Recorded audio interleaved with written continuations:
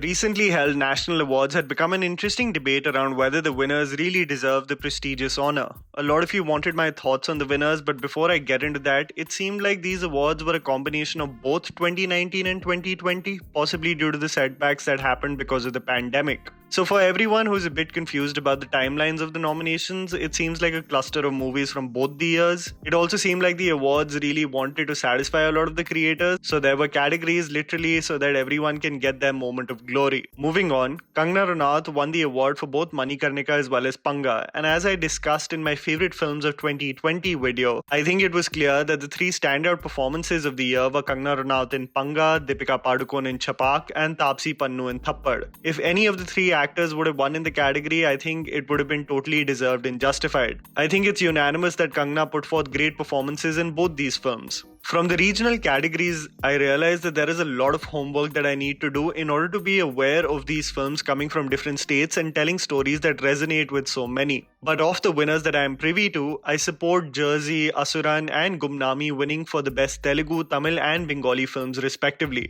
What fascinated me as well is that the Mohanlal epic project called Marakka won in several categories, which made me curious about how it truly is. And I can't wait to watch it whenever it releases. While Manoj Bajpayee's role in Bhosle is probably his most unnoticed from his filmography, he was so brilliant in this underrated film that you can watch on Sony Live. I also believe that Dhanush winning for Asuran is justified, as I still vividly remember watching it for the first time and being so enchanted by his intensity in the film. It was also beautiful to see Vijay Sethupathi win an award for Super Deluxe in the Best Actor in a Supporting Role category. However, there were a few choices that were debatable and one especially that was flat out hilarious. Pallavi Joshi won a national award for her role in the Tashkent Files, and I'm sorry, but while the performance can't be faulted, it isn't one that stood out as exceptional, and neither did anyone rave about it when it came out. The hilarious winner was the best choreography for Mahesh Babu's film Maharishi, and if you see the song, you'll realize the rudimentary and almost childlike choreography and be baffled that it was considered for the national award, while gems like Jai Jai Shiv Shankar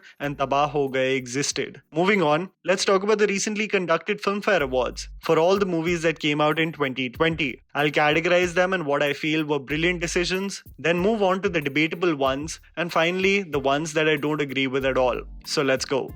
Okay, I have to get this out of the way first, but I wholeheartedly agree with Alaya F winning the Best Debut Female category for her role in Jawani Janeman. I think she put forth a very confident performance and made her own mark while sharing screen time with veterans of the game like Tabu and Saif Ali Khan. The more I read about just the consistent work the actor is doing towards her craft or basically just working on herself, it did translate in front of camera, and I'm excited to see what she has in store for audiences in the near future. While I agree with the choice, a great debut performance was also Sadia Khatib as Shanti Dhar in Vidhu Vinod Chopra's film Shikara. I think she was simply exceptional in the film and should have been considered for the category as well. There was no winner for the best debut male, but I again believe Adil Khan as Shiv Kumar Dhar was impeccable in Shikara. While the film has its own issues with the story told or lack of story told, I don't think anyone can deny that the lead pair was brilliant in so many ways. While Roshan Mathew has done several Malayalam films, I think it would have been a good shout to consider him for his best Bollywood debut for his role in Anurag Kashyap's Choked.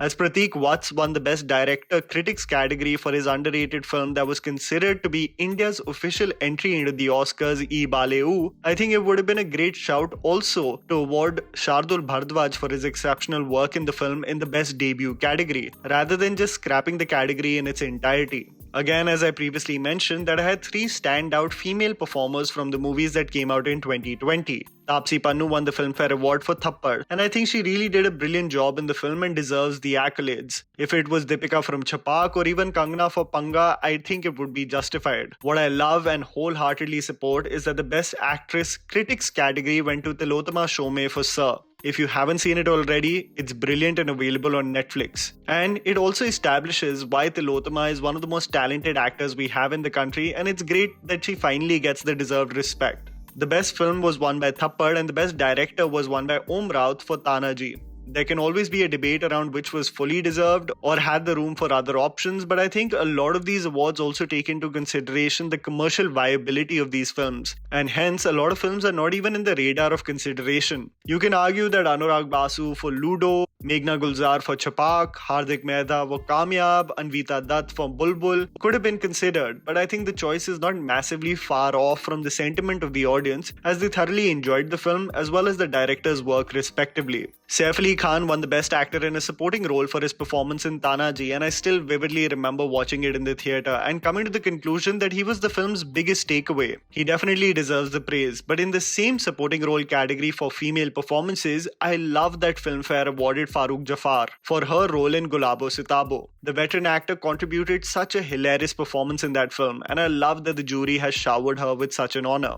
The late Irfan Khan was awarded the Lifetime Achievement Award for his contribution to cinema, and I miss him dearly. The last film that I had seen just before the pandemic absolutely consumed our lives was Angrezi Medium, and it would be an endless video if I were to communicate just how much of a profound impact his performances have had on me and to fellow actors who consider him to be a guru in the face of modern realistic acting. He will be remembered and celebrated forever, and this was an honor that his life and family thoroughly deserved. Now let's get to the debatable categories. These are the choices that I believe are debatable and for which I don't have a strong or established stance. Amitabh Bachchan won the Best Actor Critics category for his role in Gulabo Sitabo. While the legend's transformation and the performance was praiseworthy, I think there is room for debate to consider other performances as well.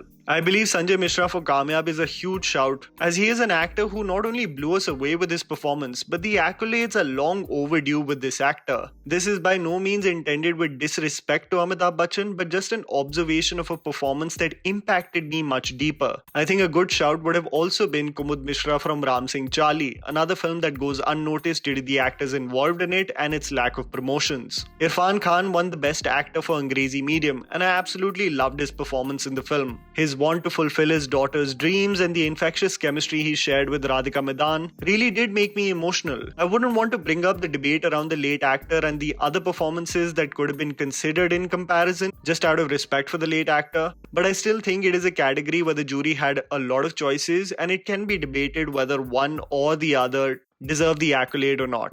The best dialogues were awarded to Juhi Chaturvedi for Gulabo Sitabo, and I feel that wasn't the biggest takeaway from the film at all, and actually in comparison to that movie, the writing in films like Thappad, Panga, Ludo and Bulbul stood out way more than Gulabo Sitabo. Now let's get to the bad categories. These represent the choices that I completely disagree with. So, the best background score was given to Mangesh Urmila Dhakde for Thappad, and I still can't get the score composed by Sachet Parampara for Tanaji out of my mind. I think it is criminal that the composition by the duo for that film did not win the award. The best cinematography was awarded to Avik Mukhopadhyay for Gulabo Sitabo, and while the creator captured Lucknow and its essence beautifully, I think the cinematography of Siddharth Diwan in Bulbul and Anurag Basu in Ludo were far more superior than Gulabo Sitabo. So these were my thoughts regarding the winners. Let me know what you thought about them and whether you agree or disagree with most of these decisions. Please don't forget to follow me on Instagram. The handles right in front of you. Follow me at JammyPants4. Also, please support us by smashing the like button and subscribing to our channel for weekly content ahead.